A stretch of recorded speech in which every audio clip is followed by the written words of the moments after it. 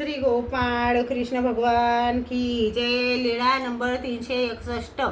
शेंदूर नीला गोपाळाच्या देवळात काही दिवस मुक्काम. सर्वज्ञ तेथून निघाले व शेंदूर नीला गोपाळाच्या देवळात काही दिवस मुक्काम झाला.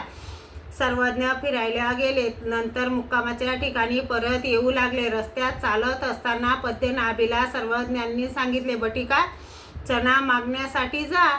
ते म्हणाले, होय जी. म्हणून ते चणे मागण्यासाठी शेजाऱ्याकडे गेले व शेतकऱ्याला म्हटले, आम्हाला काही चणा पाहिजे हो. ही चांगली भली माणसे दिसतात. असे पाहून तो शेतकरी म्हणाला, तुम्हाला लागला तेवढा घ्या. नंतर ते गेले. चणा बांधला. तेवढ्यात तो शेतकरी आला. त्याने चणा रगडला व गाठोडे बांधून डोक्यावर दिले.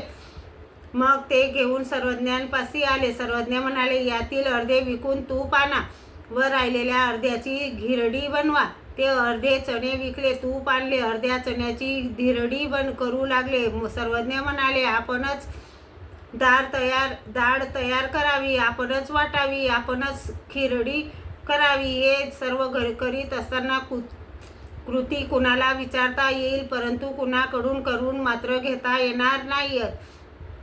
त्याने चणे पायऱ्याजवळील ओट्यावर भरडले. तेवढ्यात बाईसा आली आणि विचारले, बटिका हे कसे काय करीत आहेत? धिरडी करायला चणे भरडीत आहेत. आणि बाईसाने सर्वज्ञांना विनंती केली, बाबा मी बाबा पुरती आजोडी भरीची धिरडी करू.